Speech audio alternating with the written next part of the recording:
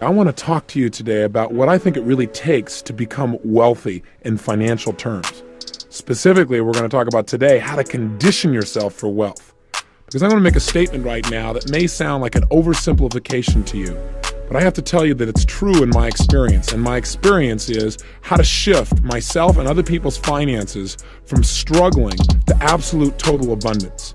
And that statement is this: if you do not have enough money in your life, there is one and only one primary reason. You have not conditioned yourself for wealth. And I'm going to show you exactly how to do that. Let's start with a little understanding about money. First of all, when you talk about money, have you ever noticed what an emotionally charged issue it is for people? I mean, people usually go one extreme or the other. Either it's like real positive for them and they get real excited, or they say, yeah, I want to be able to make some money. I want to make things happen in that area. Or you see the direct opposite extreme, where people literally have contempt for it, as if it was something evil or suspect, something that you should avoid at almost all costs. And that usually shows up, obviously, in their lack of economic well-being. Why is it such an emotional issue for us? Well, we could spend several days just analyzing all the associations that have been attached to money throughout the years, both in religious terms as well as in business terms, all the experiences that we've had. But the truth is, money is nothing but a representation, a means to measure the exchange of value between people.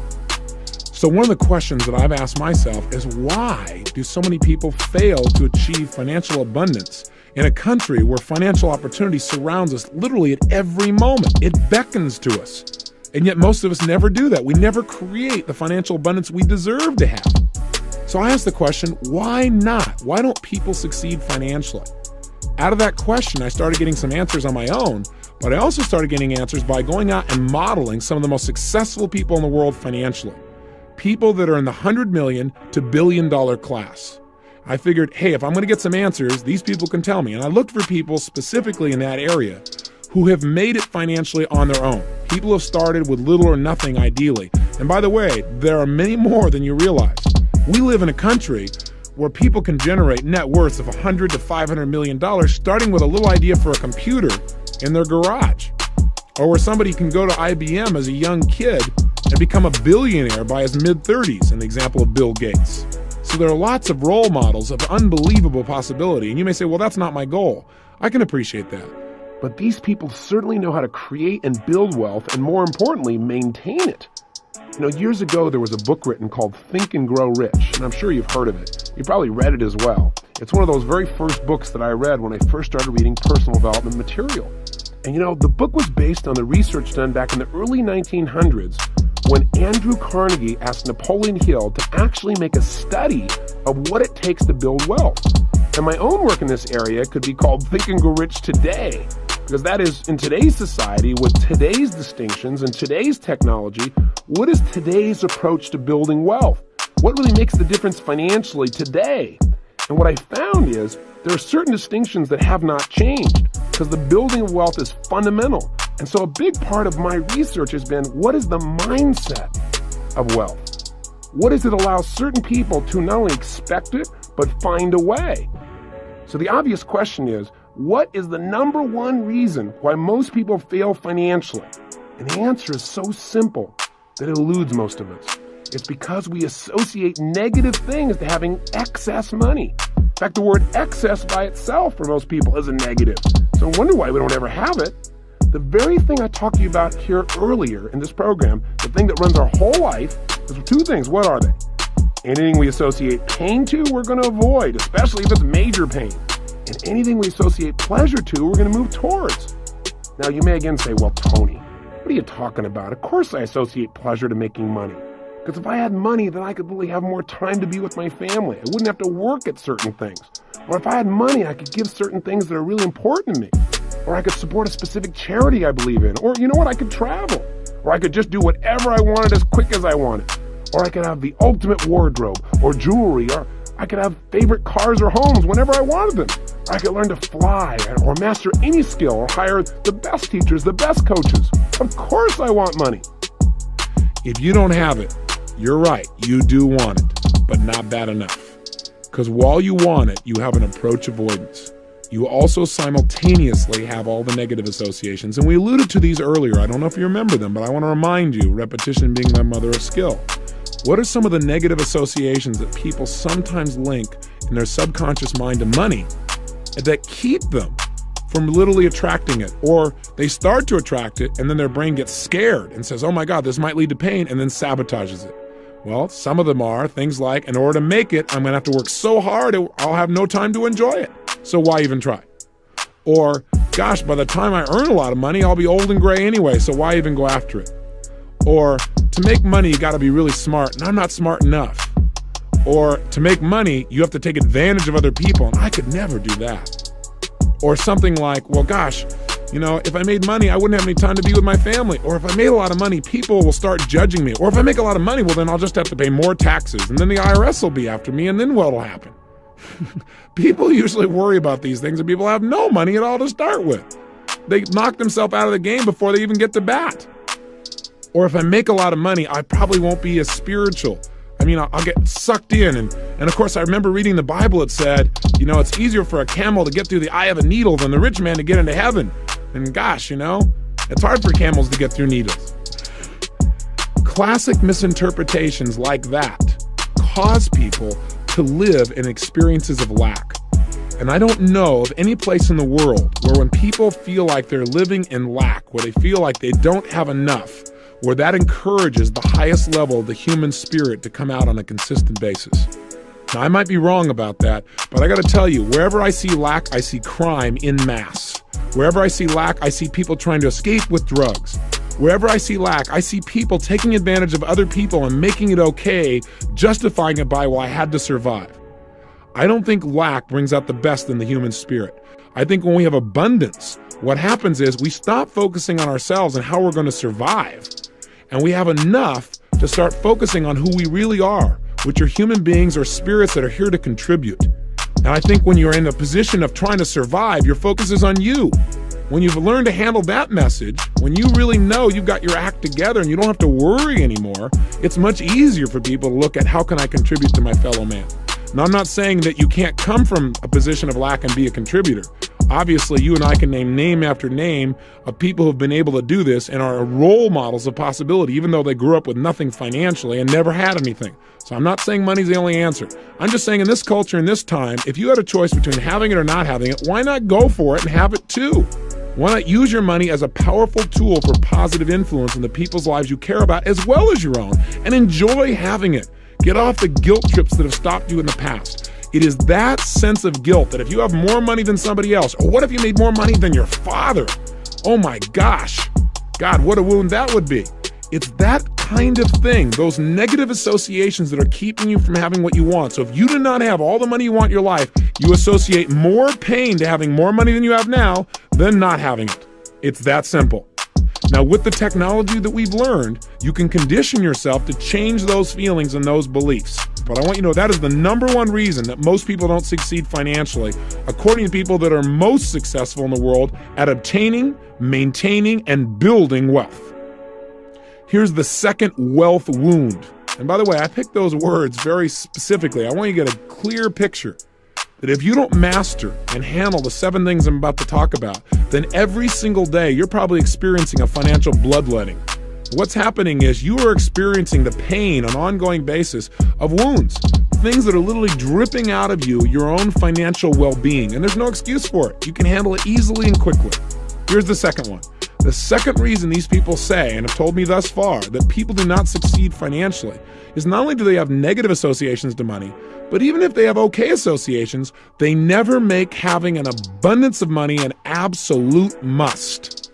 Interesting distinction. I'm not saying love money and make it your God, because that's the way to absolutely be certain that you fail in life, that you destroy everything that's valuable. But what I am saying is make it a priority so you get it handled. And make the priority not just getting by. Make the priority massive abundance and come up with a specific figure you hold yourself to. You've got to have a certain level of finances that you must be at. And if you ever vary, you got to do something about it immediately. Otherwise, you get caught up in what we call Niagara's current, right? Where day to day, you just get caught up in making a living and doing things and putting things off, and it doesn't happen. So the only way you're going to succeed financially is when you decide on a specific amount of money that you must have in your life. And it must be well beyond what your absolute needs are. So in other words, what I'm asking you to do is take something that seems right now to be an accessory, money, and make it a necessity. Find an amount of money that would be considered abundant and make that not only abundant, but a necessity in your life. You follow me? That's critical if you're going to have long-term wealth financially. And if you don't do this, there's no way you'll be able to have the amount of money I know you'd like to have in your life. The third major wealth wound that drains most people dry financially, in fact, keeps them from ever developing a great deal of wealth in the first place, is suffering from the problem or falling into the trap of never ever developing an effective strategy on how to build wealth in the first place. I mean, listen, if all it took to succeed financially was for you to associate lots of pleasure to having money, pain to not having it, in other words, you really made it a must, and that was it, then we'd all have it. But see, that isn't enough. If that's all it took in life to succeed was absolute passion for something, then every kid would have had a pony when he was growing up. That's not quite enough. You got to have an effective strategy. Hey, if you're running east looking for a sunset, you got a problem. I don't care how enthusiastic you are. So you've got to develop strategies on how to, one, attract money into your life in the first place. How are you going to create that initial income? Two, how to manage that money so that you can invest it and get money to be your slave instead of you being the slave to money. In other words, get your money to make you more money. So it's not taking more of your time and physical effort, but where you literally begin to leverage yourself. And then three, strategies on how to share money. So it gives you a tremendous amount of joy. Because to me, that's a strategy that's critical also. Otherwise, why are you going to keep getting it? Your brain has got to link pleasure to it or it won't continue to work for it. And if you can learn to share it with people, I've found that yes, giving yourself things is fabulous and you should do that. But if you can also share that, it'll give you even more joy. It'll give you all those pleasurable feelings you've really wanted. Those are three strategies that are critical. So how do we go about mastering these strategies? Where do we come up with this? I mean, we weren't taught this in school, that's for sure. No one said, hey, take wealth building 101. So how do we go about it? And the answer is simple. We use modeling. You remember one of the things I talked to you about earlier that has helped me to be effective in various areas of my life has been getting role models, finding people that are effective and finding out exactly what they do. That's all you have to do in this area as well. You need to find people that are successful financially and find out exactly what they do on an ongoing basis that creates that success. In other words, they aren't just lucky. In order to get this result, they're doing certain things on a daily basis, and it's a lot simpler than you can imagine. Hey, I turned my entire life around financially in less than 12 months. I was the guy in that 400 square foot bachelor apartment. 12 months later, I had $1 million net worth. That's not a small turnaround. I moved from my little 400 square foot bachelor apartment to my castle. All of that came from modeling successful people financially. You can go and meet these people directly and model them yourself. You can find people in your own neighborhood, people around you who have done extremely well and find out exactly what they're doing that makes it work. Become like an investigator, become like a hunter, and your prey is now wealth. And what you're going to do is stalk it. You're going to study its habits. You're going to notice where it goes. Really follow this prey. And then don't kill it. Make it your pet. Take it home. Make it your friend. Take good care of this pet, and this pet will take really good care of you. Gosh, if you can make earning money and developing wealth fun, you can't believe what'll happen in your life. It doesn't become your whole focus, but it becomes a part of what creates joy for you in life. And while you're doing it, by the way, you're adding value to other people's lives. Because the only way you can possibly make money is to create an exchange of energy and value for other human beings. That's the only way it can be done. And by the way, once you've really studied and you have developed a plan to develop wealth, the only thing you're going to need in addition is a good vehicle. And again, part of your plan should be how to get that vehicle, how to develop something for you so that you're earning money even while you're sleeping. How would you feel then? Instead of feeling like every day there are things you had to do just to keep up, just to support your family, just to have a certain level of lifestyle. So developing not only a plan, but the right vehicle is very, very important. And again, that's things that we teach and things you can learn on your own by modeling other people. But that is wealth wound number 3, failure to get an effective strategy for consistent wealth building. Here's wealth wound number 4. This one's pretty simple. Failure to consistently follow your plan once it gets set up. See, there are people who actually have developed a good plan. They've got some good role models. They worked really hard. They've studied finances, but they don't get themselves every single day to follow through. Like, for example, I'm sure you've heard about all the different kinds of programs where people teach people how to get rich overnight. And you know what? Some of them really would work. A lot of them don't, obviously. A lot of them are scams. But some of them really do work. The problem is people don't work them. They go to a seminar and they learn how they're supposedly going to build something financially, but they never follow through. It's mind-boggling. But the problem is they don't have what we're teaching you, which is how to get yourself to follow through, how to condition yourself so you consistently take those small steps that create huge financial abundance. I want you to take out your success journal right now, and I want you to give yourself a financial checkup. See if there's any place where you're wounded, where you need to heal yourself, and quick. How do you do it? Start with number one.